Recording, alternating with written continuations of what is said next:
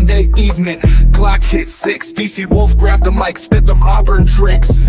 War Eagle chant echo through the mix. On that YouTube channel, about sports, get your fix. Huddle up, game day replays. Highlights on deck, watch them Tigers amaze. From the field to the court, stories that blaze. DC Wolf's got the scoop, so tune in, press play. Huddle up, game day replays. Highlights on deck, watch them Tigers amaze. From the field to the court, stories that blaze. DC Wolf's got the scoop, so tune in, press play. Auburn Addicts, every move, every play. DC Wolf got the news, best believe what he say. Sunday evening 6, catch the live display. War Eagle in the house, show him the way. Recaps and stats break down so neat. From the fans in the stands to the players in cleats. Orange and blue, we never face defeat. Sunday night swag can't be beat. DC Wolf, he the GOAT, no debate.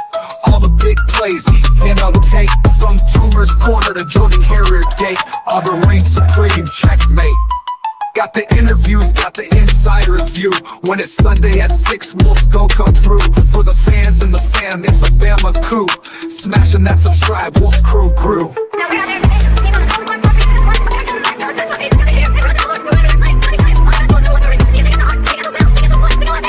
Smashing that subscribe, Wolf's crew grew. Welcome in, ladies and gentlemen. You know what time it is, man. It's Auburn News Today, a.k.a. Have You Heard? I got my man, Nick Frazier from Water Cooler Talk Sports. He is that ice cold brother who's down in the Mobile area. Nick, what's going on? I'm excited, Nick. You don't seem excited. What's up, man? Talk to me, Nick. Nick is tired. That's what it is. Hey, man, you doing all these Nick, podcasts, YouTube shows, man. You broadcasting to Saturn and beyond, man. You doing it big, Nick. I'm gonna just be real with you. I just woke up about 12 minutes ago from a nice little nap. And if it sounds like that, that's because it is. Sound like some old man stuff to me, Nick. Man, I don't care. That was a great nap, man. That was a great nap. I needed that one, man. Man, as you get older, those naps, man, become more and more valuable, man. Take those old man naps, man. Who you telling, man? Hey, man. Who you telling, man? Nick, we got an exciting show today, man. Prepare to be excited, ladies and gentlemen. All right, yes. I'm feeling kind of loopy today, Nick. You feeling loopy? Just a little bit. Just a little bit. Man. You know what I'm saying? I'm feeling loopy, Nick. So I want to introduce to you and to the Auburn Addicts, man. Got to bring my man on, Dylan Lark. What's up? The Tank himself. What's up? The College Loop-Auburn Sports Talk, ladies and gentlemen. Mr. Dylan, Mr. Tank. What's going on today, man? You are muted, Mr. Tank. You are muted. Rookie mistakes over here. Dang. Yes, I'm doing all right. How you fellas doing? We're doing good, man. We're doing good, man. We're just going to talk a little Auburn football, man. Here's the show map for the day. Ladies and gentlemen, we are talking recruiting. Of course, man. We're going to talk some recruiting, man. Get down into the nitty gritty. We're going to talk some practice updates. You know, we're practicing for the preseason. The season is upon us, ladies and gentlemen. And we're going to go to the DN edge room. Then we're going to get on Nick's nerve today and talk some more NIL madness. What you think about that, Nick? You okay with that? I'm cool. I'm cool with it. You know, I'm just giving you my thought process on it every time I talk about it. That's what it is. It is what it is. All right, well, let's get to it. Let's not keep the people waiting. You know what I'm saying? Let's get straight to it, man. Let's talk some recruiting, man. All right. As we know, we were 70th last week in recruiting. Mm-hmm. We have jumped to 54 on 247, Nick. We are climbing. It's great. We are climbing, Nick. Great. What do you think, Nick? What's up? Hey, we still got a long way to go. You know what I'm saying? I said still top got a long 20. way to go. I said we're gonna get inside the top 20. You say it's done case is not salvageable. That was your words. Mr. Dylan, where do you predict us to be? Tank. It's hard for me not to believe Auburn can finish inside the top 25. Auburn is a top 15 program all time in college football.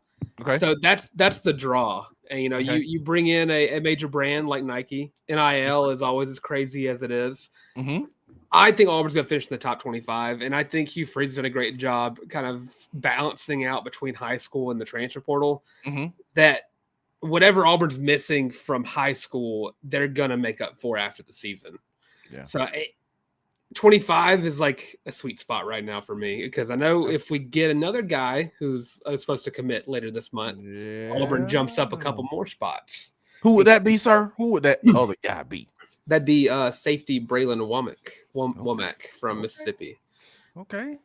And that would jump us up. Nick, you know what I'm saying? Any thoughts on, you know what I'm saying? I know you kind of down. I want to just, every show, Nick, I want to give you an off-ramp, you know what I'm saying, to get on the Hugh Freeze bus, this top 20, 25 bus that everybody else is on, man. I mean, school is nice. It's nice, but you know, I still believe that, you know, top 30 is probably where we end up, you know, before it's all said and done. Just being completely honest with you. Okay. It'd be nice. You said 35 unsalvageable. It wasn't salvageable. Man, we acting like top 35, top 30 ain't good. Like, come on, man. We ain't like that's not good. That's still top 50. Come on, what you talking about? Okay, but the thing is, man, sound like you getting a little hope. That's what I'm saying. I mean, no.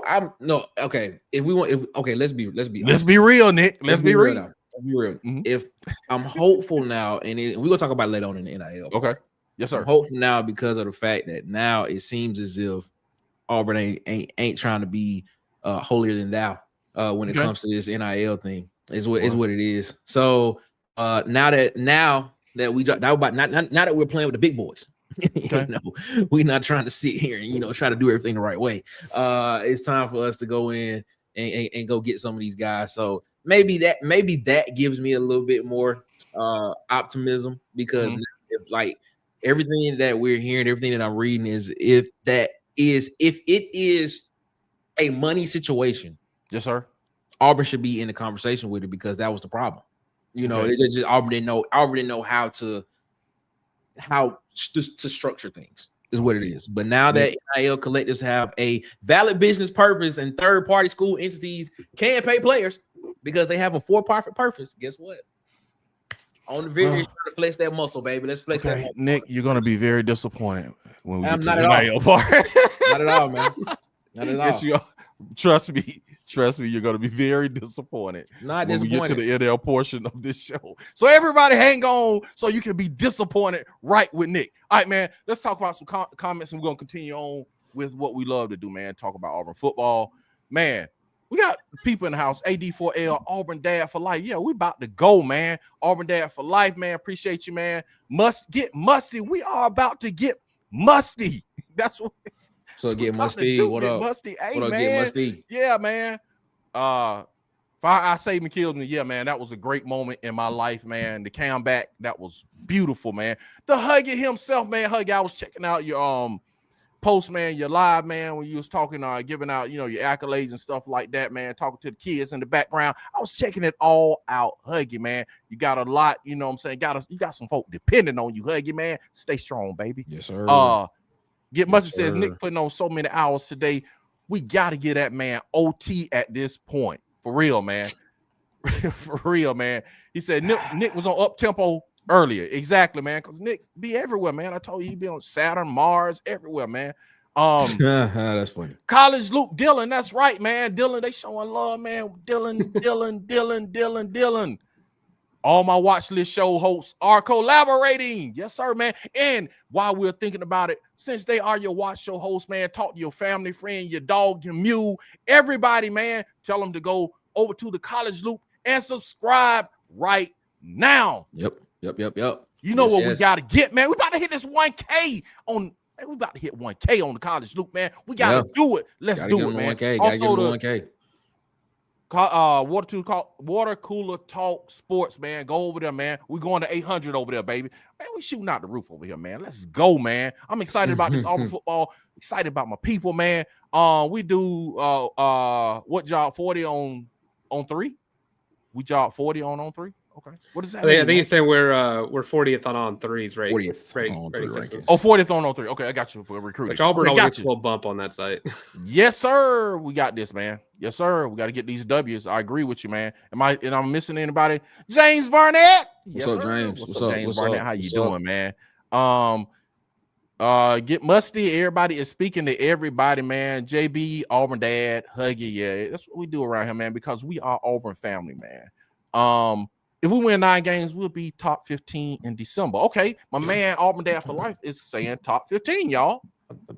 Don't put Doc. No.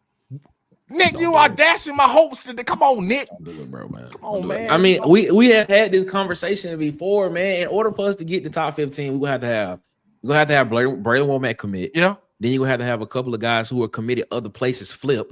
Yes. To Auburn. Possible. Is what you're gonna have done. Yes. And I've always stated, this is what I've always stated, man. Love Auburn through and through, man. Been an Auburn fan for a long, long time, man. But I'm telling you, man, in this era, it is easier. It's easier to keep a guy on board than it is to flip a guy. Because now if you are you got a lot of faith in Freeze, don't you? Look, I do have, man, when it comes to this recruiting thing, you should not doubt Freeze. I'm like, do not leave your recruits around Hugh Freeze. You're not gonna take him home. He going home with Hugh Freeze, baby. Is this Usher? Is this 8701? What are we doing? Man, I'm saying you can't leave your recruits around Hugh Freeze, bro. You're not going home, which I'm telling you. He's gonna be on the planes. Mark that down, man. Nah, I'm telling you, man. If money is a factor, so you don't think other schools are gonna counter back if Auburn comes and counters. Like, come on, man. Let's be realistic about this. Look, man. Let's be realistic about what you think, Tank? Because, like I say, when we have other people on this show, me and Nick would just go. So you just have to get in where you fit in, man. Don't wait for a break to talk, because me and Nick, that's what we do, man. It's Auburn stuff to get excited. What you think, man? I do think that it's harder to get a flip now than it has been in recent years. Because that 23 class was heavily reliant on getting those flips. Keldrick Fox being one of those guys, Connor Lou being another one of those guys. 24, you're able to get a couple of flips. I would say Auburn's gonna probably find a spot higher up in the top 25 and kind of get settled. I think top 15 might be. Auburn would have to, like he said earlier, 9 wins in order to get that. And then you're flipping guys that are committed to Bama, committed to Georgia, committed to Texas. I don't think it's impossible, but I mean, I think Hugh Freeze has been pretty honest with everybody about what to expect from this class. I think 25 is about the sweet spot. Hugh Freeze says top 10 though. Yeah, when Hugh Freeze said that? He said Hugh Freeze. I'm gonna find the clip and we'll play it next week. Hugh Freeze say, man, he said he think top 10 is possible. Nah, this is Hugh Freeze delusional. If he think that, hold on, listen. Come on, Hugh Freeze has flipped Perry Thompson and DeMarcus Riddick. I'm gonna tell you this. From Bama with Saban there. Was Riddick even committed, or was Riddick even committed, or did Riddick just ride to the game? He rode to the game. That's all. He wasn't even committed. He rode to the game with Saban. Hugh Freeze rolled up on them cats and pulled him out the Mercedes and took him to Auburn, man. And then Joe Phillips was about to commit. He said himself, man, he was gonna go to Georgia, man. Hugh Freeze dropped them bags on him. With Kirby Smart there, man. Why are we doubting Hugh Freeze, man? I like your faith in Freeze, man. I like your faith. I'm not saying necessarily situational play calling. I say recruiting. There's no reason to doubt Hugh Freeze and recruiting, man. You know what I'm saying? Good mustard thinks so, man. Cautiously optimistic. Nick, you said we getting 10 wins. That's what Auburn Dad for Life says, man. Yet saying recruiting can't hit top 25 when you jump 30 spots with 1 4-star. Explain yourself. Yeah, I've already explained it. I explained it earlier on too in previous shows. I explained it again. When Auburn, let's walk through it, man. Let's walk through it. Auburn started having when you started seeing guys flip from Auburn to other schools. Not knowing, I guess Auburn was not understanding what was going to happen with the NIL and everything of that nature, and how to pay players, what was going to count against the cap, what was not going to count against the cap. So guys were going to schools that were giving them, deals that they felt that that were higher and more valuable to them, and what was going to secure their commitment to that school.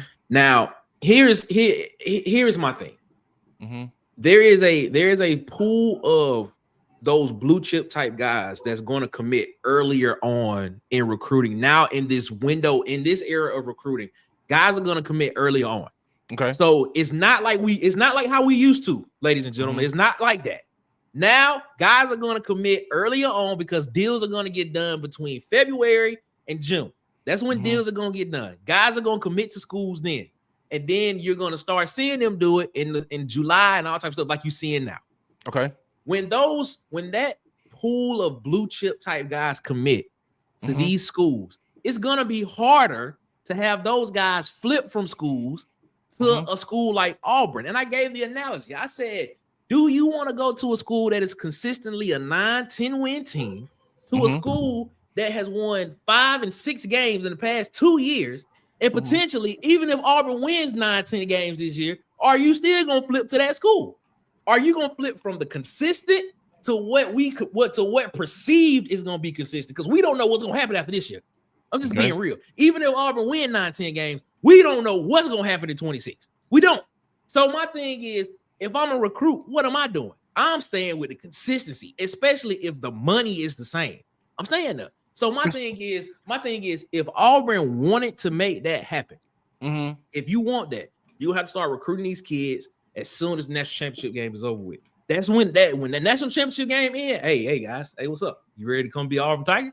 You ready to make that happen? We need to be in their ear then. That's when it need to be, because that's when deals are going to get done, because they're going to start committing earlier, and it's going to be harder to flip those guys from those schools, because if those guys are blue chip type guys, they more than likely going to be going to the Ohio States, the Texases, the Georgias, the Alabamas, the LSUs, the Tennessees. They more than likely going to be going to those schools that have been better than Auburn in recent memory. Now, I've said I'm Auburn through and through, but I'm gonna just be realistic about it. We ain't been good the past couple of years. We ain't been. Dylan shaking his head. Dylan yesing, and I'm knowing. Dylan, why are you yesing, sir? I mean, we've already seen it thus far, because Denarius Gray was Auburn's longest tenured 2026 commit. Auburn was one of the first teams to offer him, and just a couple months ago, he decommitted and jumped ship and went to Kentucky. If I'm not mistaken, Kentucky. He went to Kentucky. Okay. Come on, man. All right. Okay. There's got to be a proof of concept. So I mean, you got to get to that. All right, guys. This is my answer to you guys. Because I'm the only one got faith in Freeze on this panel today. Listen, we got rid of Denarius Gray left, and then we just got a upcoming 5-star, baby. What are y'all talking about? I got my faith in Freeze. Let's talk about this man right here. Let's talk about Jace, baby. Talk to me. If his star rating does increase to a 5-star, which it looks like it's going to happen. That's right. They normally take the first 33, I think, first 33 or 32. I think it's 30 something. Guys, and they make those guys become 5-stars. Yes. He stays in the number 2 receiver in the class. If that upgrades, that's positive for Auburn. Now, if you can get Braylon Womack to commit, 5-star, that's positive for Auburn. Okay. Now, the only flip that I can see, I mean, if you read enough, there are guys saying that Auburn's in line to flip a lot of these guys. Is what they're saying. They're saying a lot of in line to flip a lot of guys that are committed other places. Believe you want to see it. And things, stuff like that. Man, you down, man. I'm just saying. If the money's the same, I don't know if I would do it. But if you can flip a guy like who I believe is probably flippable in Jair Edwards, if you can get a Jair Edwards to flip from Alabama back to Auburn, now you got 2 5-stars potentially, and then having Jace Matthews rise up to that 5th star. Now I'm with you on board saying we safely in the top 25. I'm with you there then. Okay. That's a lot of ifs. That's a lot of ifs. I'm working on him. I'm working on him. I'm working on him. Tank. And then apparently there's this thing about Zion Ely potentially. Man, it's been reported that Zion Ely's best NIL offer is coming from Maryland. Like his strongest NIL offers from Maryland. But see, so Nick, I'm just saying, come on, nah. But how can you say that about winning and consistency when Maryland is? I don't want to call them dumpster juice, but because they beat us. That's home for him too. Okay, but but you can't say in the same breath talk about winning and you're gonna go to the consistent place that's winning, and you know what I'm saying. And but then that's home for him. If Auburn win 10 games, he gonna go to Auburn. But that's home for him too. Okay. That's home. But still, though, dude, you talked about winning. Is a big. I mean, he can probably. You don't think Maryland's still him the same thing? Hey, let's build a dynasty here, Maryland. Maryland's not been awful. Not been bad. That's what I'm saying. They've made more recent bowl games than Auburn has. Thank you, Dylan. I said they beat us. I said they beat us, and I didn't call them dumpster juice, man. They just. I think they've been to a bowl game the past 2 years. Yeah, and they beat Auburn. They beat Auburn. I agree with that. And, but go ahead. I can't say I don't have faith in Freeze to get these commits. It's more so we've seen momentum increase, and then it automatically just depletes. And then we get a commit, and we're like, okay, momentum's going up, and then it depletes. And it's just been a constant up and down cycle throughout this entire 2026 recruiting cycle. Because, you got Peyton Falzone, you got him to flip from Penn State, and you're like, okay, what's Auburn going to build to? And then I think another decommit happened. And then everyone's like, okay, well, the recruiting class is going kaput. So you have to build off Jace Matthews. And I think Jace Matthews is such a good building block to turn this entire class around. And that's the same instance of what the 24 class was like. Perry Thompson was that building block. Exactly. Once Perry Thompson flipped from Alabama, I think that whole class turned around. And like the 23 class was so reliant on that signing day period where you got Keldrick and Connor Liu. This class emulates the 24 class where you had to get a guy like Perry Thompson to completely revitalize what you're doing in recruiting. And I think that's a good point. Jace Matthews can be that. That's a good point. That's a good point. I like that point. All right, James Barnett says, fellas, Auburn Addicts TV, DC, Nick, and my guy Tank. Let's go. That's right, man. He in the house, man. He said, truth get. What ADFL? Clarify, and Bubba and the old man, Auburn Sports Talk. My man Bubba is in the house today, man. Tell the old man I said, what's up, man? Bubba says, Dylan. Richard Reeves, from where it was at anything in the 30s, would be impressive. An impressive turnaround. Shout out to Richard Reeves. He sees what I'm putting down. He sees what I'm saying. No one is doubting. Nick, you said it was a few weeks ago now. Tell me you did not say it was a lost cause. Dead and gone. Right, so that's a difference than 30, man. Come on. Nah, but then I also said top 30, top 35 is where we will be. Yeah. I'm picking up what you put down. Yeah, I'm just saying, it is what there is. Ed Darby, Mr. 21, which says if Auburn scores 21 points, man, we can win some games. So we call Ed Mr. 21. Take it easy on Nick, man. His confidence, man. Yeah, man. I'm trying to get him and Dylan in the Faith and Freeze boat, man. I'm trying to preach this Hugh Freeze recruiting gospel to these guys, but they just not receptive yet, man. AD for life. He said, hit the like button, man. Yeah. Like you stole your lunch money. That's right. Hit the like button. Hit the like button, man. And go to these channels, man, and hit that subscribe button, man. Mr. 21, yes, sir, man. Bubba in the house. Tell the old man we said what's up, man. He said Bubba Nick falling off the bandwagon, man. It is what it is, man. Wow, not 8701. It's the Usher album. Yes, sir. Yes, sir. Miss Asia is in the house. What's up, Asia? What's going on? What's up, family, man? You know what I'm saying? He said Ely flipping from Allen. Woo! That's a bold prediction. People have been saying that for almost a year now. Yeah, exactly. They've been saying that forever. It's like people can't fathom a 5-star flip it, like staying with Maryland. That's what it feels like. Bubba say he's gonna hold you to these statements, man. Gonna hold you to these statements. Okay. Even if Auburn in the top 20, even if Auburn end up in the top 35, I'm still right. Yeah, he said Riddick was committed to Georgia, so that's what I'm saying. Thanks, Bubba, for that. Riddick was flipped from Kirby Smart, man. So it ain't like Hugh Freeze hadn't gone in the ring and went toe to toe with these big dogs, man, and punched them in the mouth. But if I'm not mistaken, that was a reaction to KJ Bolden committing to Georgia, right? If please jog my memory, because I thought KJ Bolden was an Auburn lean for a long time, and then he ended up going to Georgia, and then Riddick came to Auburn. I don't know. I don't know, but it's still Hugh Freeze flipped the man. He flipped Perry Thompson, man. Joe was about to go that way. KJ Bolden was like on the verge of committing to Auburn at the Cat. Yeah, that's what it was. I clearly remember that, because like going into Big Cat weekend, they were saying, watch out for KJ Bolden. He may be a guy that commit this weekend. And it didn't happen. And I was like, okay, that was weird. Okay. Something must happen. So it's true.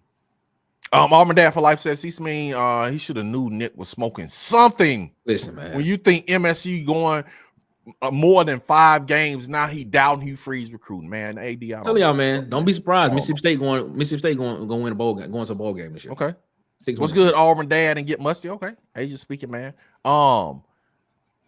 He said we did jump 20 spots off of Jace commit, so it's impossible to still get there if we can get the right. It's possible to get there if we can still get the right guys. Yes. Yep.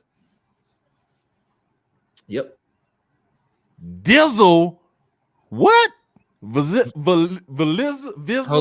up. Is come on, Nick. Visual Capo. Dizzle Capo. I think I'm saying it right. Hey, yeah, give us a thumbs up, Dizzle.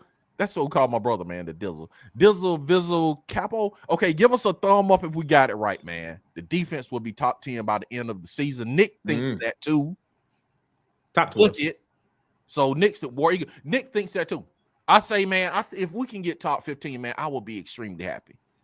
If we can get that defense in top 15 to score. Where do you project the defense tank as far as score? I've said top 5 in the SEC. Whoa! I was about to say, wait a minute. I've been top 20.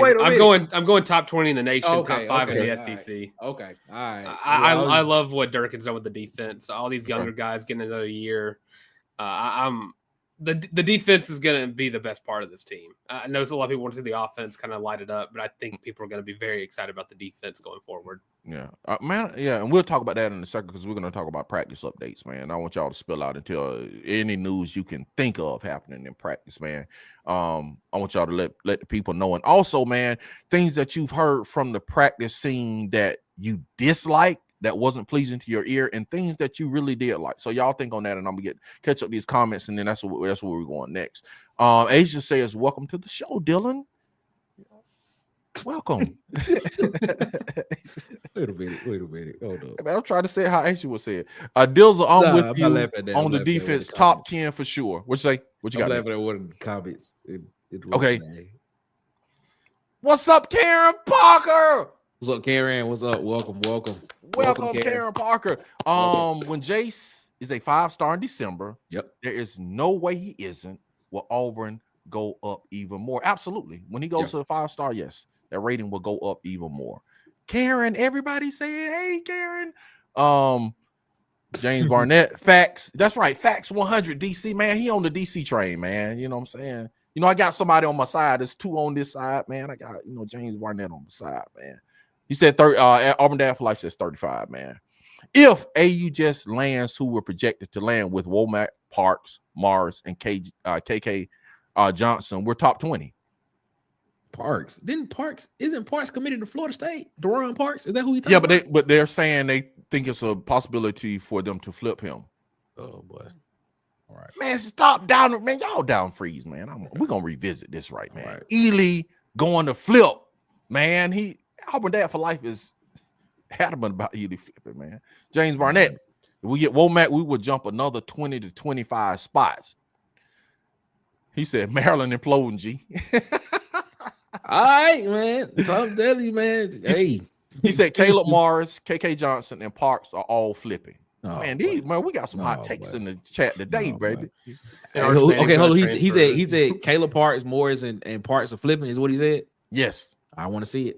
I'm ready to see it. Let me see it. We're gonna revisit this, man, because that's how we do on the show, man. You can't just say anything on here and just get away with it. He said Ely got 5 teammates at Auburn. So does Edwards, right?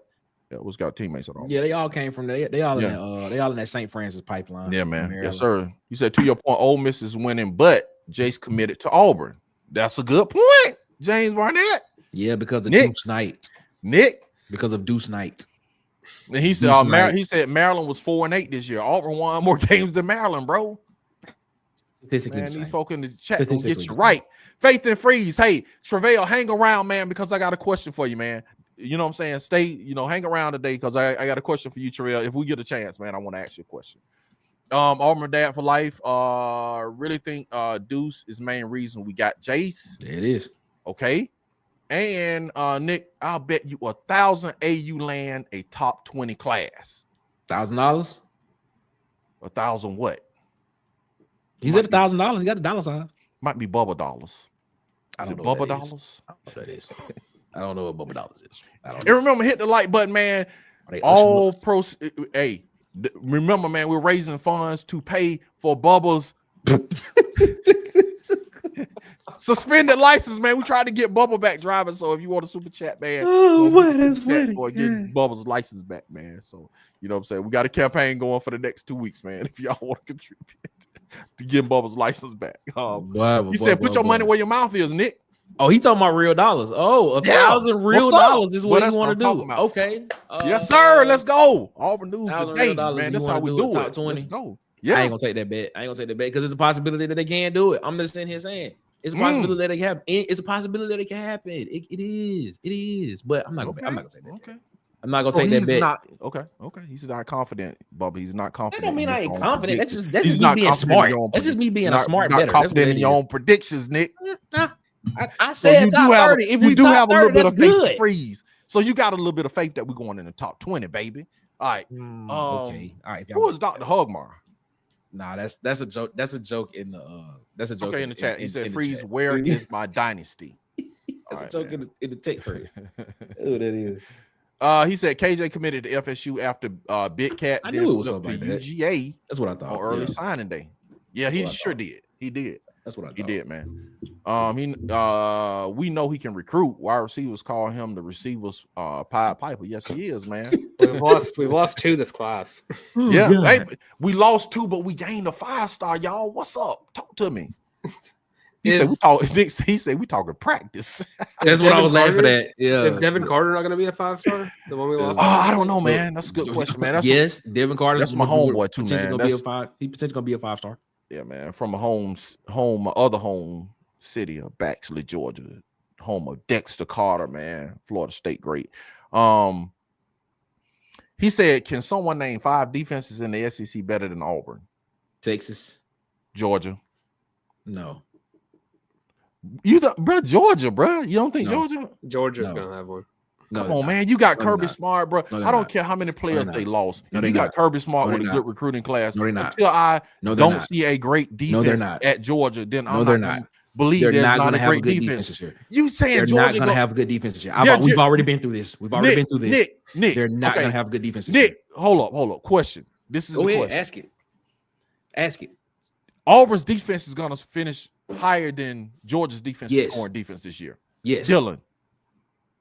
It ain't gonna happen. Okay. Yes. There's too much proof of concept with what Kirby Smart does over there in Georgia. If Georgia loses games this year, it'll be because their lack of offense rather than their lack of defense. Their defense is gonna shut people down. So okay. So you saying their defense is gonna shut people down? Who is the dominant pass rusher on the front on the front four? Georgia has been more prominently known for having a defensive line full of, I'm gonna hate myself for saying this, dogs. So, Georgia has a lot of young talent.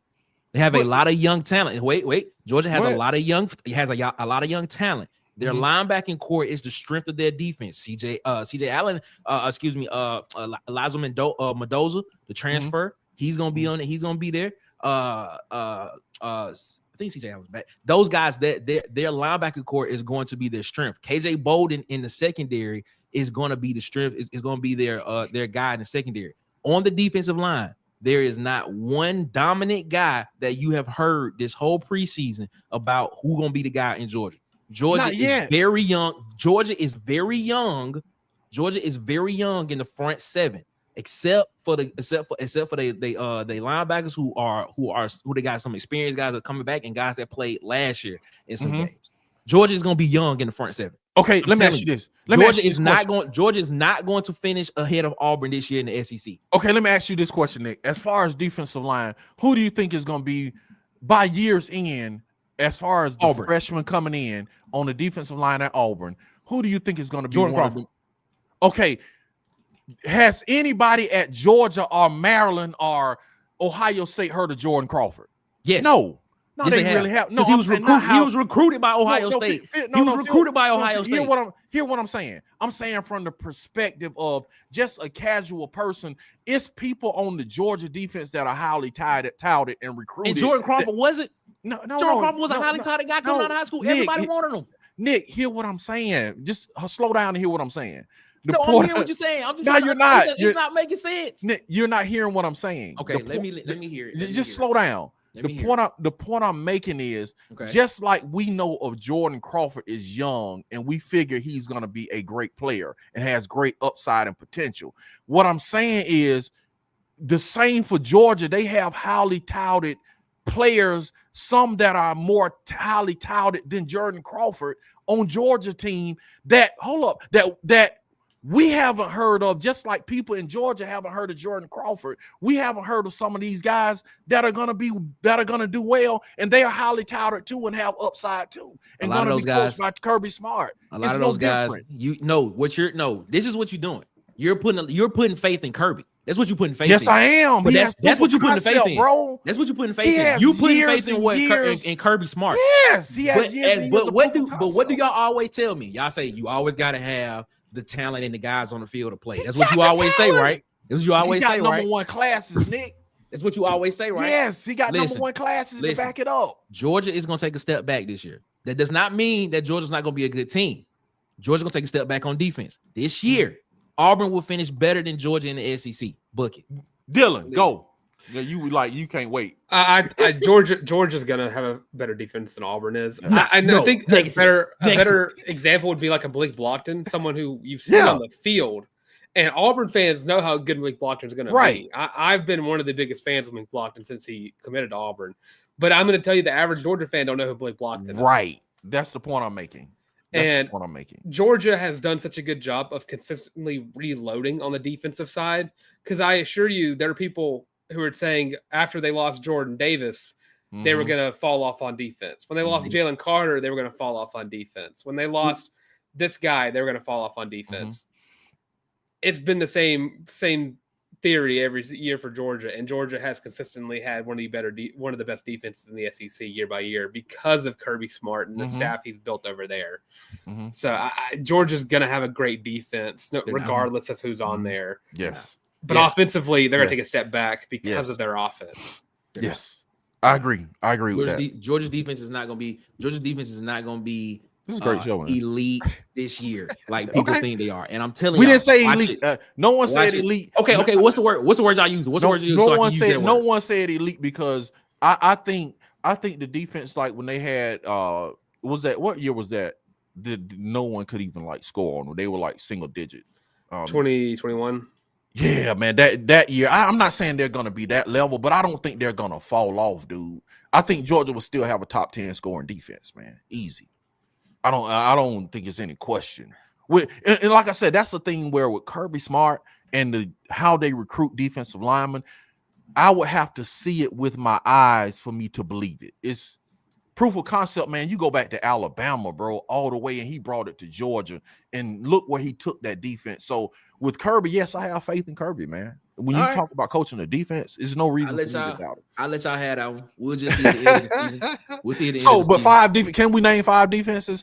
Georgia, Texas. I'm not putting Georgia. A&M. I'm not putting Georgia. I'm not putting A&M. Okay, I can see A&M. You only name one, Texas. Texas A&M. You saying Texas A&M? Bama, I think Bama's got a better defense. Bama, yeah, I get Bama, and y'all some of those. Yeah, I give Bama. I agree. All of them, I'm saying with him, I agree with him. Yeah, I agree. wholeheartedly. LSU could. I think there's talent there, but I don't think so. I think Brian Kelly. It's like the one thing Brian Kelly can't do is get a defense there. Hey, that's a good thing, man. It's hard to. What do y'all think about Florida? I'm not sold on Sunbelt Billy. South Carolina. He said Sunbelt Billy. Dylan Stewart is really good. I'd have to see that first game of the season just to really understand how good South Carolina is. And I don't even know who they play week 1. I'm sure it's a nobody. Yeah, I mean, I'll say it like this, man. It's a good thing that we are struggling to find 5 better defenses. I think that says a lot. They play Virginia Tech, so that'd be a good way of saying how good their defense is. But I have Auburn in the top 5 defense in the SEC, so I kind of have to. After I get through with like Alabama, Georgia, A&M, and Texas, I'm kind of. Auburn Express, what's up? Auburn Express says War Eagle. Ed Darby says he's not predicting any flips. These are 17, 18-year-olds. CJ DeJour, man, what's up, CJ? How are you doing? Bubba says not Bubba dollars, real dollars, Nick. Okay. Losing Devin really hurt. Losing Gray wasn't really that bad, especially considering the money UK spent on it. I agree with that. Mendoza is an elite pass rusher. I mentioned Mendoza. I mentioned him. Jordan Hall is gonna be the best nose in the SEC. Stop it. Stop it. Okay, man. Georgia Auburn D-line is better than Georgia D-line, in my opinion. Auburn Express. But I will say, outside of Keldrick Falk, we don't have a proven defensive lineman. Yeah, and I'm hold up. Time out. We don't. Crawford, so you're telling me borderline. So you telling me you don't? But I agree. So Keyron had a couple of games last year. I ain't talking about Keyron Crawford. I'm talking about Malik Brockton. So you don't think Malik Brockton has proven himself from his freshman year to come in and be a guy? Not at the level of what you expect to see from an Auburn DU tackle yet. And that's because he was not on the field as much. Auburn constantly rotated. We relied on other guys to do that, to do the job for him.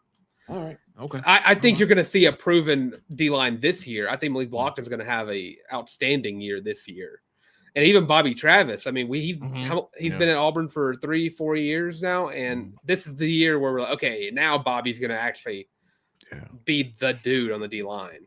And the Keyron Crawford again. I mean, he had a couple of games where it's like, okay, this is the Keyron Crawford we recruited from Arkansas State, but it hasn't been there all year. I think if you take Keldrick Falk off the D line, we're not nearly as hyped up about the D line as we should be, because we don't know all we know about these guys yet.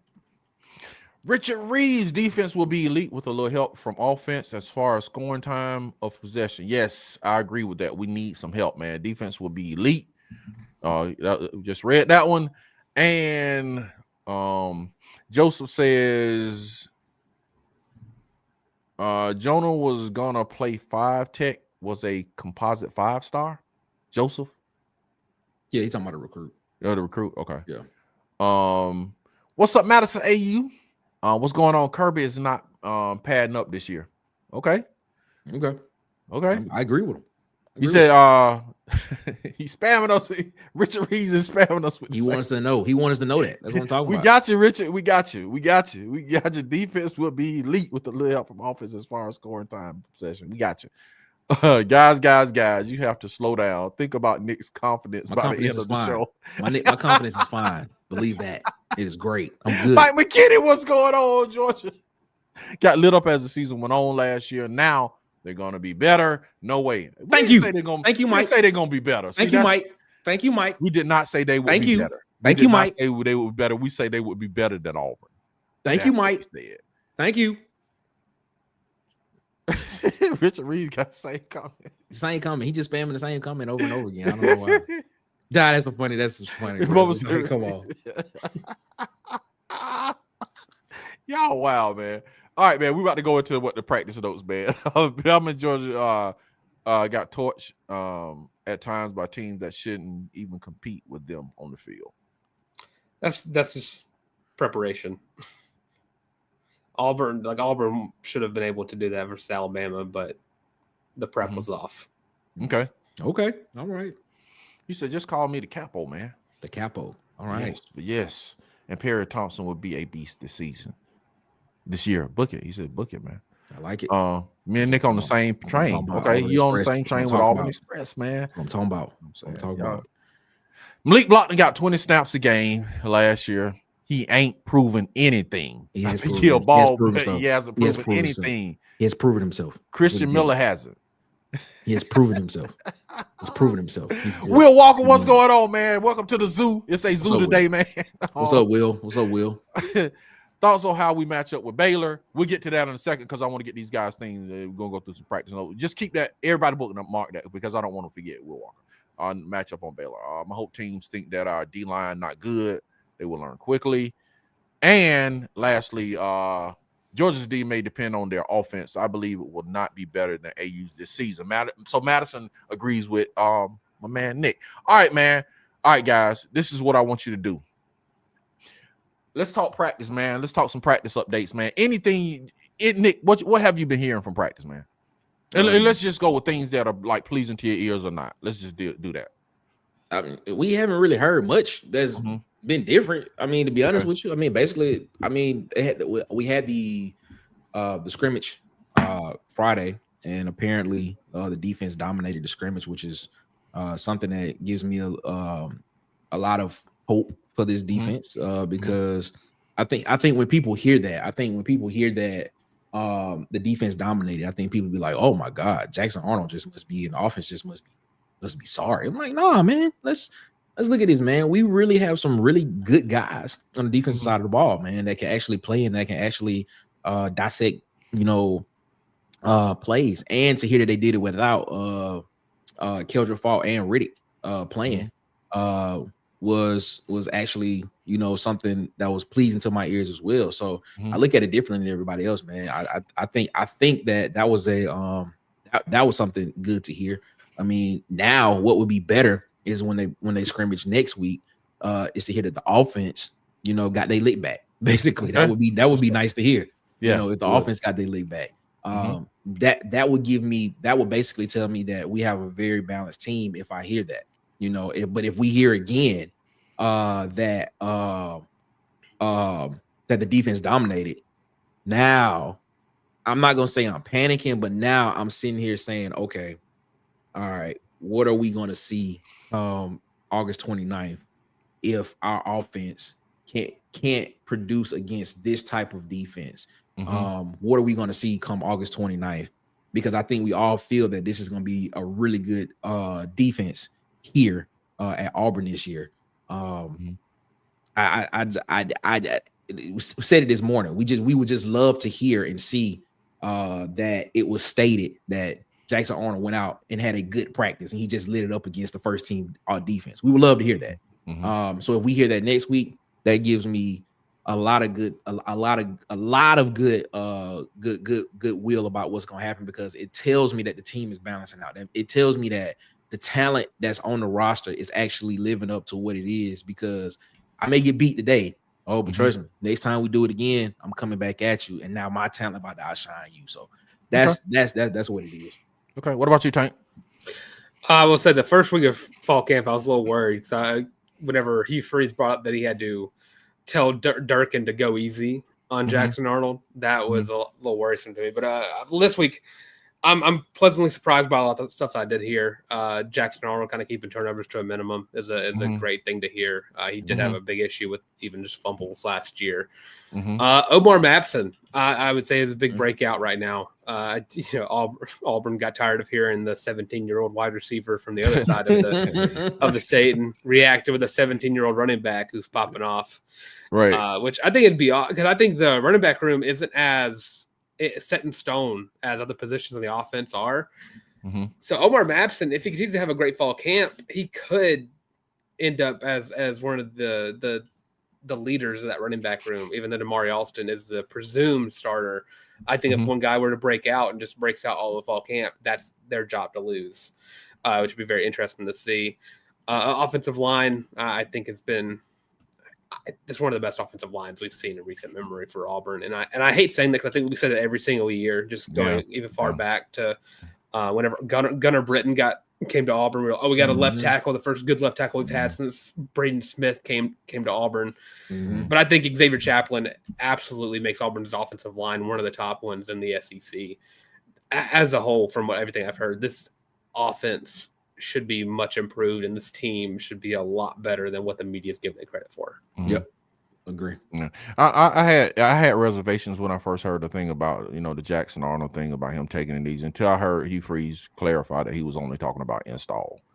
And one thing I didn't like that I heard was short yardage. Man, they went, I think 10 short yardage plays, and the offense only won 2. That was concerning to me.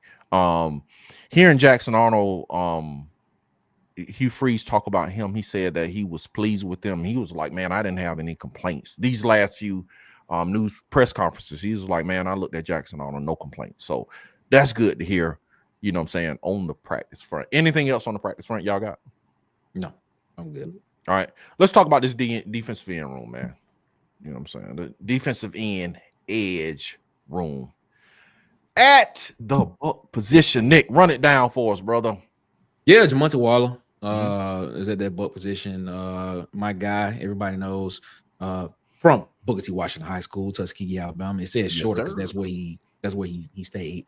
Joe Phillips. is my guy who needs to be on the field playing, because that's just a talent that just needs to be out there and just see ball, get ball. Kieran Crawford, who I think is going to have a really big year this year for Auburn. Chris Murray, transfer from Sam Houston State, will get in there and give us some run and be able to, give us the opportunity to have some rotation depth on the defensive line, so guys won't be tired out at the end of games. Amars Williams there, who apparently shined in this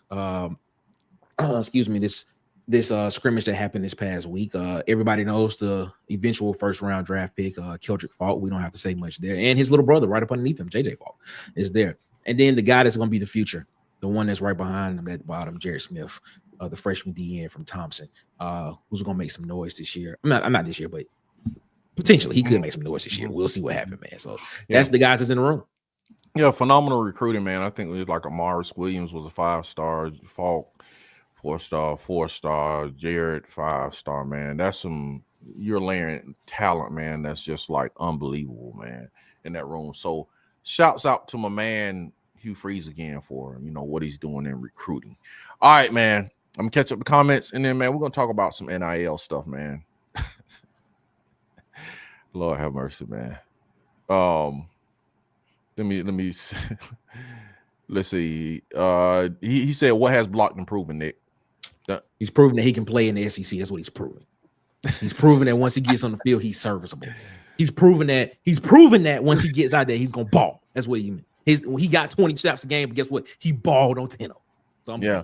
Madison says we only he said I only heard you mention 3-4 teams better than AU. Yeah, that's what I was saying. I was like, that's a good thing. That even that we're struggling to mention, 3, 4, 5 teams. I don't agree on 2. That's pretty good. But it is what it is. I'm just putting that out there. You just put it out there, man. For what was reported, Jackson performed very well. That was good to hear. Yeah, I'm with you on that, man. He said, Nick, that's a great point, man. So you got James Barnett is with you. He's bad enough to play against a talented defense, but to play against one in practice that knows your playbook, good luck. I'm going to let the offense dictate my opinion when we see them in game 1. Yeah. You say the like button police is in the house. Hit the like button, man. Put the like button police on you, man. Let's get y'all, before we go to the NIL things, man, let's get y'all thoughts on how Auburn matches up with Baylor right quick. That's kind of off the cuff, man. Yeah, let Dylan go first on this one. Okay, go for it. They match up very well in the sense of it's strength versus strength and question mark versus question mark. Baylor's offense is very good. Sawyer Robertson is a very solid starter and a plus starter in the Big 12. Definitely a guy who could work his way up being one of those early round draft pick conversations if he has a good enough year this year. Tight end room for them. Their tight end is absolutely phenomenal. I can't remember his name off the top of my head, but he's a tall, athletic guy who, DeMarcus Riddick is going to be in charge of the whole game. It's going to be and the offense. Baylor's defense is underrated in the Big 12, and whatever that means to you as a football fan is up for you to decide about how you feel about Big 12 defenses. But with it being in Waco, that's going to be a tough environment. I think Auburn wins this game, but I think it's going to be very, very close. But it's going to be a big emphasis on whether or not this offense is going to be able to consistently move down the field, because this is the first time since 2020 Auburn has played a Power 4 team as a season opener. And if I go outside the SEC, because 2020 was a weird COVID year, 2019, whenever Auburn played against Oregon in the season opener. So it's a punch in the mouth week 1, and that's what Auburn really needs, and especially whenever you have 2 kind of easier games, week 2 and week 3. I'm gonna say Jake Spavital's offense at Baylor is one of the prolific offenses that Auburn probably will see this season. But matchup wise, I think in the trenches, I think Auburn is better on the offensive lines and defensive lines than Baylor is. I actually think our wide receiver core is better than their secondary as well, because I think their secondary gave up a lot of explosive plays last year, and a lot of those guys are coming back as well. But something that was brought to my attention earlier today was, could we expect the unexpected from Baylor in this game? I mean, we have been talking about how Baylor's offense is one that can push the ball down the field and, you know, get explosive plays on defenses. But do we expect Spavital to come out and do something unexpected that potentially could test the middle of this defense, especially when a lot of people feel like this linebacker room is unproven?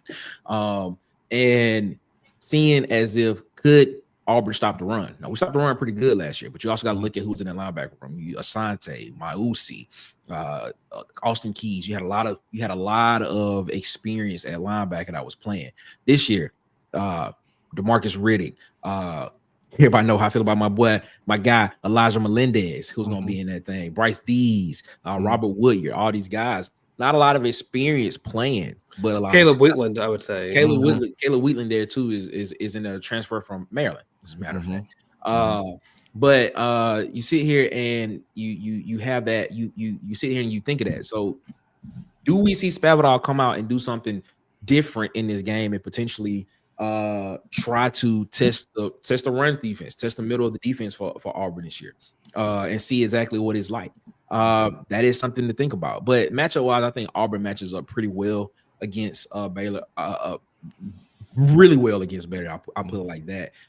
But first game, expect mistakes to happen. I don't expect the perfect game to be played, and things of that nature. But I do think that talent wise, I think Auburn has the talent to beat them. But what Baylor does have is they have a lot of returning production and a fifth-year quarterback in Sawyer Robinson, who's going to be there coming back, who's been in the system with Jay Spavital and knows what he wants to do. So there will be some give and play there as well. So I expect some big plays from Baylor and things of that nature. But I expect Auburn to win this game. If I had to give a score prediction, I'm probably saying we probably looking at 31-24, 31-23 type game, somewhere in that range. Yeah. I think the same thing, man. I think Auburn matches up really well.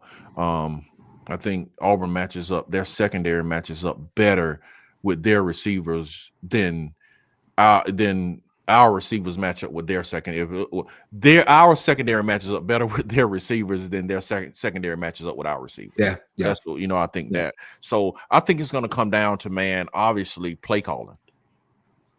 I think they have a good offense, man. I think our defense is young, but I think our defense is pretty good. But I think our offense matches up just as well with their defense. So I think it's going to come down to, man, for us, it's going to come down to what Hugh Freeze can cook up, man. And if, we're going to be efficient on offense or if we're going to sputter in the first game. So I'm expecting an Auburn win. If you listen to the guys that are Baylor guys, man, those guys said they're going to blow Auburn out, man. That was said. That was you heard it. Yeah. It was like they're going to that was definitely said. That was definitely said. James Barnett says, fellas, this is the reason I asked the defensive question. If Jackson Arnold gets some get back against this defense, opposing teams in the SEC better watch out. Yeah, if he can do it against these guys in the secondary, because I heard the receivers say that these guys, if you're not on your A game, they will embarrass you. These are talking about the defensive backs, and I heard they're coming with a lot of energy, man. So I think Durkin is just trying to take a lot of energy and a lot of swag into that first game, man. They're going to need it because it's going to be a home game, night game, blackout. It's going to be SEC game. So, man, people take pride in knocking the SEC off, man. Bubba says it's booking season for Nick. I respect it. What's up, Jermaine Mims, man? What's going on? The resident Alabama fan, man. What's up, Jermaine? Hollis Davidson, 3 back on the team yet? Is he back yet? I don't think he's back yet. Still suspended. Still suspended. Okay. Bubba says it's me. I think he was just suspended. He should be back soon. I'm driving to Waco to pull for the Tigers. That's great, man. That's great. What's up? Be safe. Be safe driving to Waco, man. How would you guys compare Jackson Arnold to Bo Nix first season AU uniform? Is he more prepared than Bo was against Oregon in 2019? No. You don't think so? Nah, I don't agree. Well, Bo was a true freshman year. Yeah, Bo was a true freshman.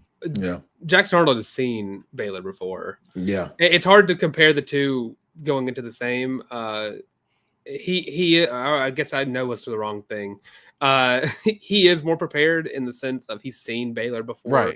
Right. And he's we're looking at a guy who has had a whole year not a whole year, but has been a starting quarterback in college football before. Yeah. If anything, you should be expecting more from Jackson Arnold than just 2019 Bo. Right. Because you've already seen Jackson Arnold play football before, and he was a 5-star plus recruit. This guy, Jackson, should be expected to do bigger and better things in this year with Auburn than we expected from Bo Nix in his first year at Auburn.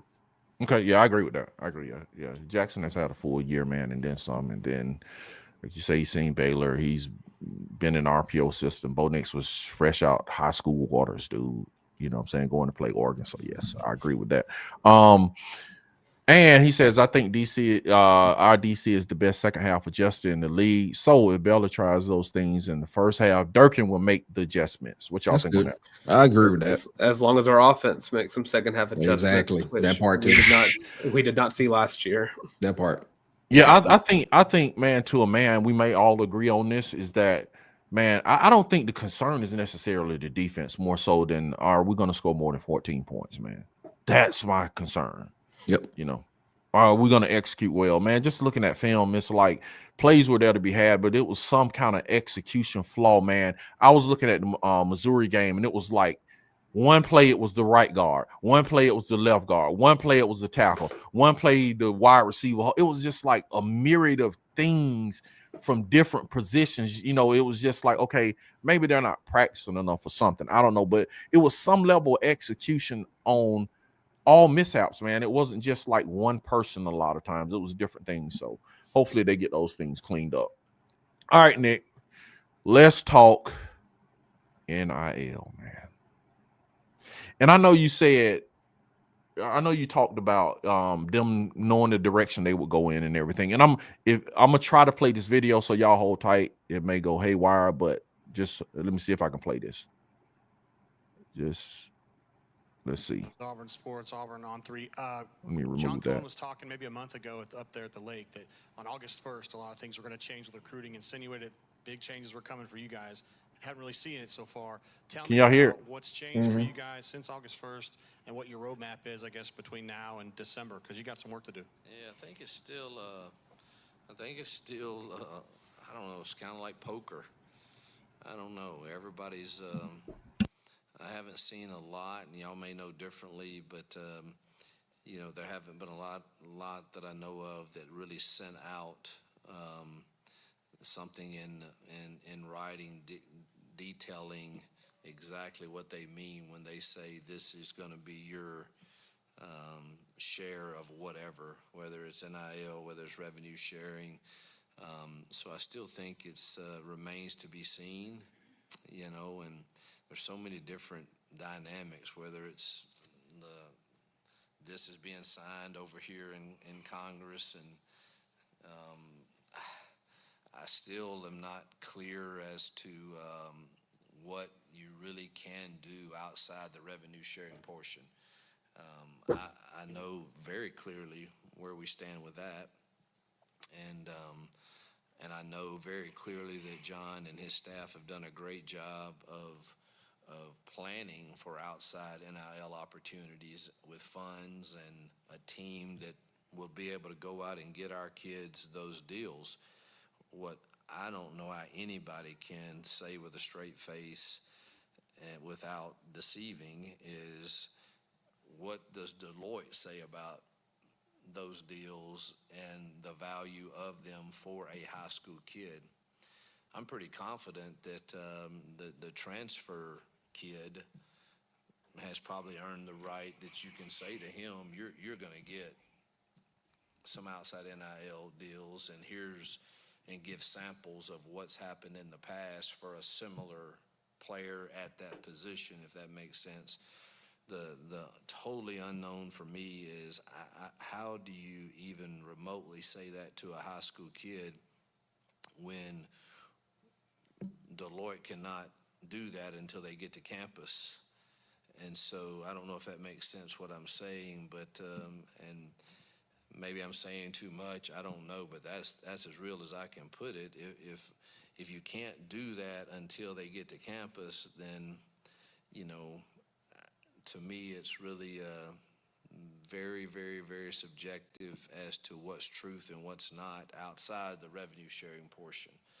And so we're still battling through that, but I'm comfortable we have the means to compete with most because of the job that, again, our marketing and John's team have done, and we stand ready to go when we feel like we're not going to deceive anybody.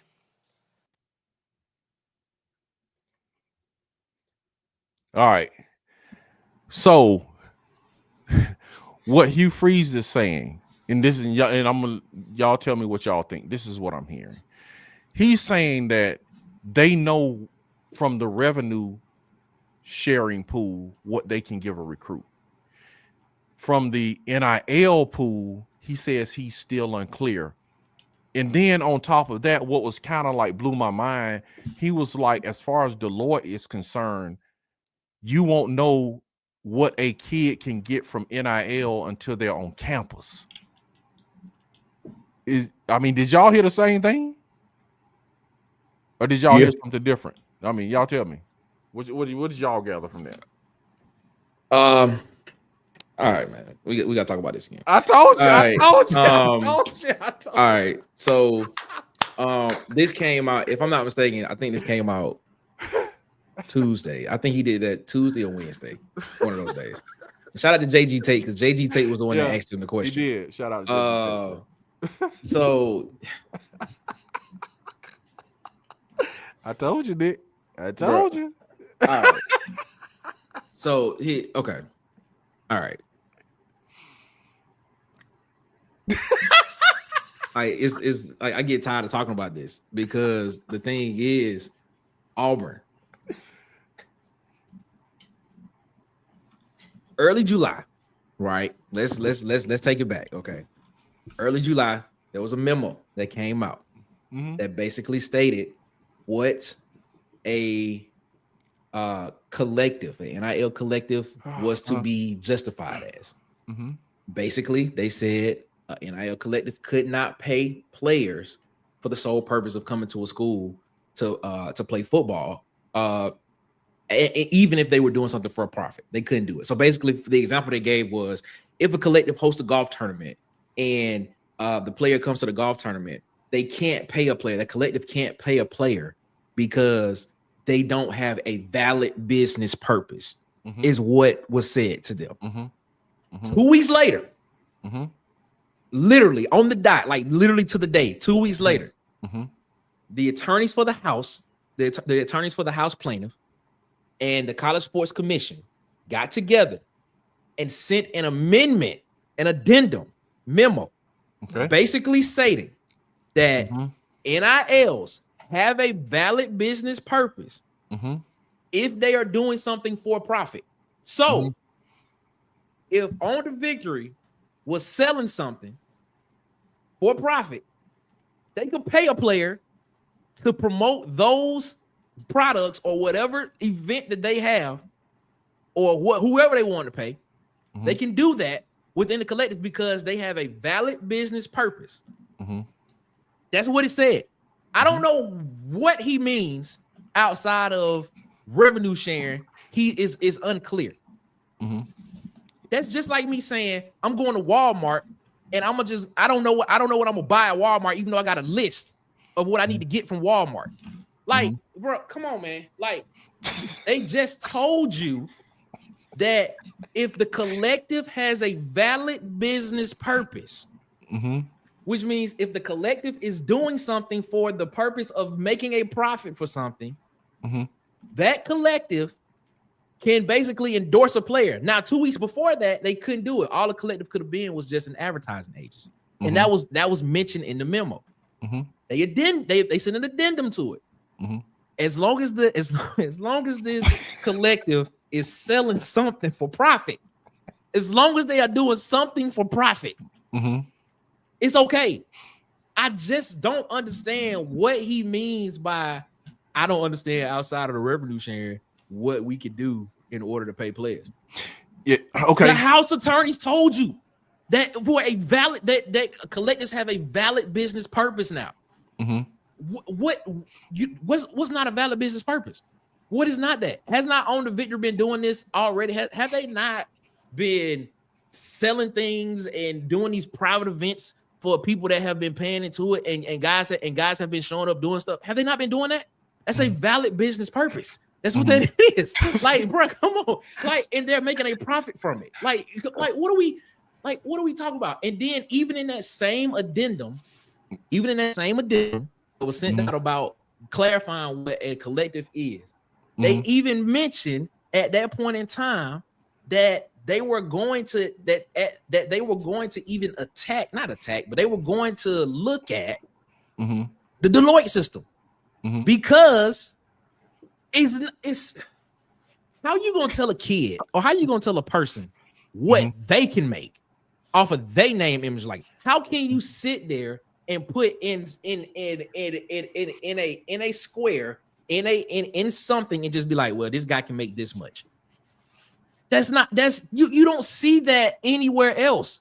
That's not what's the word? Fair market value. So basically, you're trying to diminish and trying to cap what my market value is, what somebody wants to pay me. So what's gonna end up happening is Deloitte is going to get sued, is what's gonna happen. That's going to be looked at as unconstitutional in some point in time. And I just don't understand how you have an agency that can sit there and tell me I can't make this because this company want to pay me. If Papa John's wanted to pay me $3 million to just sit here on camera and eat 3 boxes of pizza a day for whatever it is, but then now all of a sudden I gotta send it to Deloitte for them to approve it. Gotta send it to Deloitte. What are you talking about? That makes no sense. That makes no sense. I agree. It makes no sense or whatever. So my thing is when he talks about this valid business purpose thing, bro, look, listen. And I know people may disagree with me on this and things and stuff of that nature. This is all I'm gonna say, man. Man, go tell them kids what you gonna pay them. Go tell them kids what you can pay them. Tell them, because what's gonna end up happening is it's gonna become a lawsuit anyway. It's gonna be in litigation forever. So it ain't even gonna worry 2 years from now because it's gonna be locked up in litigation for the next 2 years. So I'm just like, man, let's stop it, bro. Let's stop it. Let's stop. Did I disappoint you? Did I disappoint? Go get the guys, man. Like we talk about this so much, man. Like we try to be like it's like we just trying. It's like we just trying to just find ways to just be and let me be clear because I may be being harsh.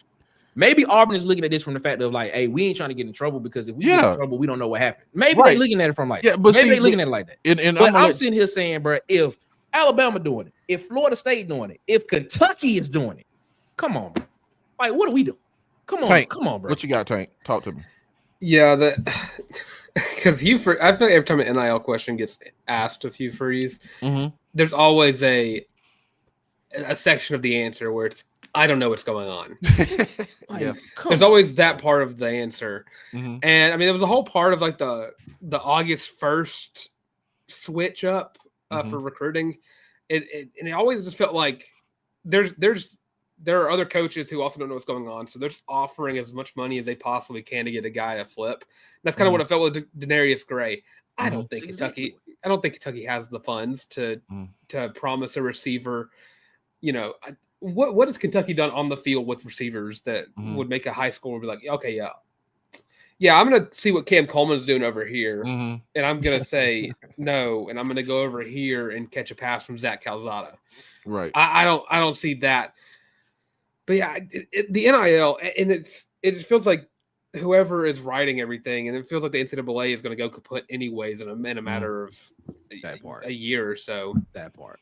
Someone just needs to write all the rules on it, like it's, you know, just treat it like the athletes are here just to play football, not there to get an education. Put it on there like you're writing it for a 5-year-old. Because even like as someone who covers Auburn football religiously. I don't touch the NIL conversations half the time because the NCAA puts it in such a weird fashion that it just feels like it contradicts itself every other passage. It does. And every single time that they have tried to enforce the NIL thing, they get slammed for it because Tennessee put them in a trunk and drove the car into the water whenever they tried to stop Tennessee from whatever they were doing. That Tennessee sued them and won, and basically said, "Oh, the NCAA doesn't matter anymore." So this overarching body, it's gonna become so confusing, and it already is, that it's something's got to happen. I think the conferences should be over it more so. I don't think the SEC should have to answer to anybody above them. But the SEC should have their own collective that they talk to. The Big Ten should have their own. The Big 12 should have their own. The Pac-12 should have their own. The ACC should have their own. Should not be one overarching, because I feel like at that point you're just one guy cannot pay attention to what Auburn's doing and UTSA and Cincinnati all at the same time. It's impossible. So the NIL is just a giant mess, and they messed it up by not having rules in place whenever they first started doing it. That part. Yeah.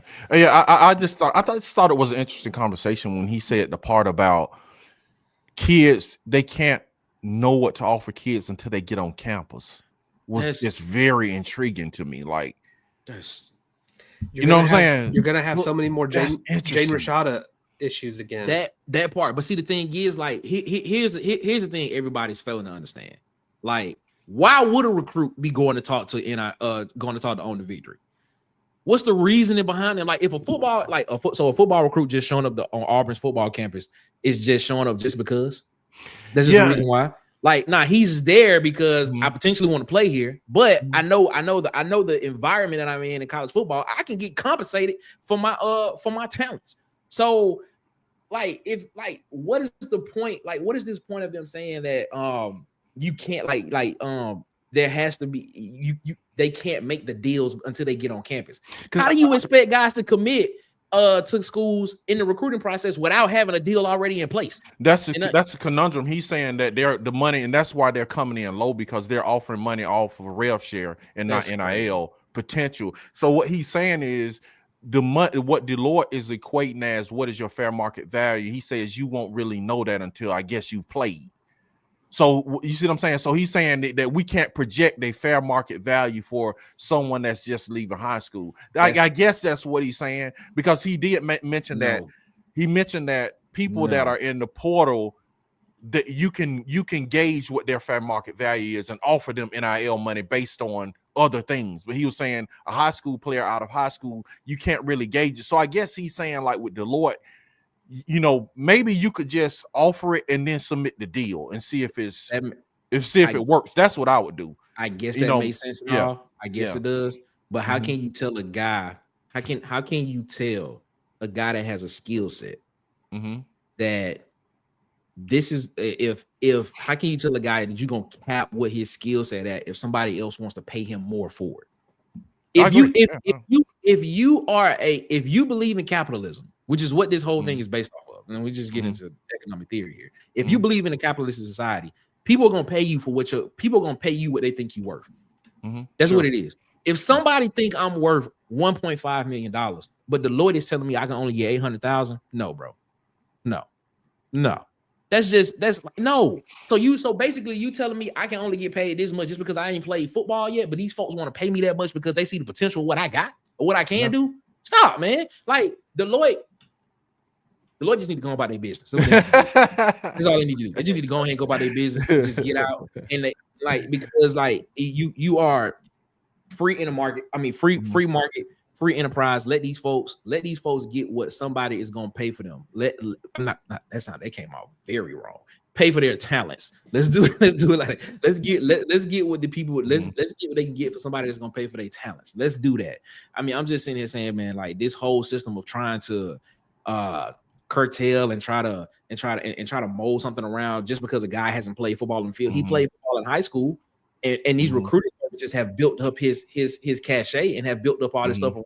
These recruiting services saying he's a 5-star and a 4-star guy, so that must compensate for something. Like, and like, if they're trying to put it on the model of the NFL, basically saying, all right, and really the only thing that I can think of close to the NFL is the rookie salary, because those guys that get drafted in as rookies are on a rookie contract. But after that, man, you negotiating contracts with an agent, with a team, for how much you can get. And then that's kind of even, you know, based on what the market value of a player at your position is getting and things, stuff like that. They try to stay in that in that realm, but it's still how much can you get for your services and things and stuff like that. I just don't understand. I don't understand it. I don't get it. Like, I just don't understand how they gonna tell a guy that he can't get what somebody is willing to pay for him. Like, I gotta submit this. I have to submit this to this organization in order for it to be approved so I can go to this school and potentially play. Like, that just don't make sense to me, man. It doesn't make sense at all to me. All right, man. The people in the comments got a lot to say about this one, man. This is interesting. But Jermaine Mim says Baylor will try to be exotic to confuse Jackson, quick throws early to back them off and build his confidence. Yes, I agree with that, man. He says Jackson is going to ball out, #1 Texas high school champion. Hopefully, man. Hopefully. How can you get hyped over Baylor game? Man, I'm hyped over anytime I can see some college football, bro. I'm like on week 0. I'm ready. I'm ready now, man. So, you know, jeez, bro. Felix the Cat. What's up, Felix, man? Felix been out here battling, man. I've been seeing him in the comments on these Baylor shout out to Felix college podcasts. Felix has been holding up the Auburn banner, man, for real. He says he don't care what Baylor said about Auburn is going to dismantle Baylor's secondary. Okay. He says they don't have someone for our someones. Baylor got some energy on their podcast. They need to share it with linebackers. Y'all hit the like button, please. James Barnett is with Felix, and he says Bubba got to head out. Got to cook some blooming onions. Yes, sir. Felix says Baylor fans are trolling our people on podcasts. Guess they're scared, but we ain't never ever scared of Baylor Bears. Indeed, they're gonna be like, what had happened was, so Travell said he's at work. Okay, Travell, I want you to play a game, so we'll do it next week. Everybody tune in next week, man. We're gonna try to get Travell, if he's not at work, to come on and play this game, because we're gonna start some prizes on this show heading into the game against Baylor. Karen Parker says, isn't the players pay based on fair market value? Nick, fair market value, and that's what they're having a hard time figuring out. Plausible deniability, bro. Y'all know who freezes still gun shy. Fair market value is what somebody gonna pay you. That's what, it is. Yeah, you can't. If you're trying to equate this to the NFL, you can't. This is more like, and I think Billy Napier had the best analogy for it. This is like a cash management system. It's not a cap per se. It's not a real cap. Makes sense. It's not. It's literally just cash management. You just basically managing cash on who you can and can't pay. That's really all it is. Like, I'm just like this, all this stuff just like it's mind numbing, man, for real. When it's more people make money off of it, I guess. Thomas Adams says he was worried about being successful this year. James Burnett says, fellas, in the past, whenever Auburn did something that appeared to be more highly scrutinized than other teams like Bama and Georgia, I think they are trying to take the cautious approach. Hey, you can't argue with that. No, that is a true statement, man. I'm not saying that's the right approach, though. Okay. Karen Parker says, don't laugh, but I think Auburn is being honest to the players when other schools are promising what they can't deliver. Coach Hugh Freeze said he just made it back to the SEC. He don't need those kind of problems. He said he agreed. James Barnett agrees. That's funny, man. He says, exactly, DC. You don't know what high school players are really worth until they play. See, now I don't think Hugh Freeze is necessarily saying this is something he agree with or whatever. He's just like, this is what I got to deal with, man. So Travell said he's back. Ernest Vaughn, what's up? All right. Dylan, tell the people where they can find you, my brother. Of course. You can find me on YouTube at the College Loop. You can check me out over there. Just had a video go live a few minutes ago, actually talking about Jace Matthews and previewing the linebacker room. Of course, you can find me on Twitter at the College Loop, as well as me personally at your boy the Tank at YABOY the Tank. Just trying to get to 1,000 subscribers over there on the College Loop. Only about 50 away, I think, at this point. And so it's super cool to reach that milestone. Y'all go subscribe to the College Loop, man. Let's do this, man. I'm excited, man. Nick, where can they find you, man? As you can see right here on the board here, that's where you can subscribe at. Water Cooler Talk Sports on the board is where you can find us at. Live shows Monday, Wednesday, and Friday, live call-in shows. Subscribe there. Water Cooler Talk Sports on Twitter. Follow us on Twitter at CoolersPod23 on Twitter. And please remember, during the season, Auburn games, we'll be doing live game watches for every Auburn game this year. And we'll be sitting down 15 minutes before the game starts, and we'll be going all the way through to the last whistle. And then after that, guess what? I'm gonna get y'all over here to Auburn Addicts so y'all can watch the post game over here on Auburn Addicts. So it's gonna be dope, man. It's gonna be dope, man. So please, man, get ready, man, because we're gonna get ready. The first game watch is gonna be August 29th at Baylor. For Baylor, we're gonna go live at 6:45 p.m. Central Time, and we're gonna be there until the final whistle. And then after that, head on over here to Auburn Addicts for the post game show. It's gonna be that's what's up, man. And I am DC Wolf for Auburn Addicts TV. You can find me on all platforms at Auburn_Addicts, on YouTube at Auburn_Addicts-TV, man. And for my people, hey, my man said he's back, and we'll do it next week. We're gonna play a game next week, man. So we're gonna play an interesting game. Ernest says War Eagle. Yeah, let's go, man.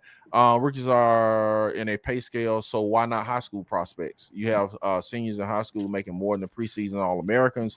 That's a flawed value system. That's not sustainable. Okay. Yeah, the rookie, and to his point, the rookie pay scale shouldn't be a thing. The only reason why the rookie pay scale is instituted, and it was instituted the year before Cam Newton went #1 overall, because of one Sam Bradford, who went out there and just got, what did he get, 70 million guaranteed, and went out there and just stunk up the field. Jamarcus Russell also. Jamarcus Russell. Yeah, that is right. And that's the only reason why, because before Cam, there was no rookie pay scale. It was literally you go out there and negotiate what you thought your value was, and the team paid you. That's just being real. That's if you believe in capitalism. I'm just saying. If you a lot of people don't, but if you believe in capitalism, that's what it's about. It's about what you can get for yourself, and and it's just being real. But it is what it is, I guess. But I think the key thing too to think about rookies in the NFL, is a rookie pay scale also, but you have to look at the difference is if they're getting a name, image, and likeness deal from McDonald's or a jewelry company or them endorsements. No one is capping that. You know what I'm saying? It doesn't have to go to a system to, you know what I'm saying, be approved for a rookie or an NFL team to get approval for. It's not like to get a deal with McDonald's. It doesn't go through a system. They can get it. They can make as much money in NIL as they want. So it's not like the NFL got a board saying, "Hey, Travis Hunter, guess what? You got a KFC deal. Can't approve that because you making too much. You can't do that. That's not happening. That's not happening. Yeah, that's the only difference is this Deloitte thing. And I think, man, if we have a court case or something like that, that'll be the last hurdle to just kind of knocking everything down. So it'll just be an open thing where you have revenue sharing, and then as much as you can get in NIL, man, it's just going to really be the Wild Wild West, because you're just adding another $15 million to what we were doing already in NIL money. So that's what I think is going to end. Huggy says, man, great show. Appreciate you, Huggy. Hit the like button, man. Y'all check out Huggy, man. Huggy be here himself, man. He dropping some content on YouTube. Bubba Hyde on Facebook. He says, yo, DC, been meaning to ask you, are you not doing the Wednesday show anymore? Feel like it's been a while. No, we're not doing the Wednesday show. But I'll be dropping something on Wednesday, though, man. I'll be dropping something with my boy Uncle Ob on Wednesday. So please check that out Wednesday at 6, man. What's happening when a $1.5 million player flops? Yeah, you're just gonna lose money, man. Jarrell says it was a lot of players getting paid big money and not playing a down and got out there and boo-booed on the field. Yes. Boo-boo. Yeah, whatever that means. All right, man. We appreciate y'all, man. Appreciate everybody that's supporting the show, man. Those who have hit the join button and are supporting the show. You know, you don't have to. Everything is free, but we do appreciate you hitting the join button. You can do that by going to your desktop and hitting the join button. I don't think you do it on, your phone or anything, but we appreciate it, man. And to appreciate our members that are doing that, man. Appreciate you, King Richard. We'll see y'all later. War Eagle, guys.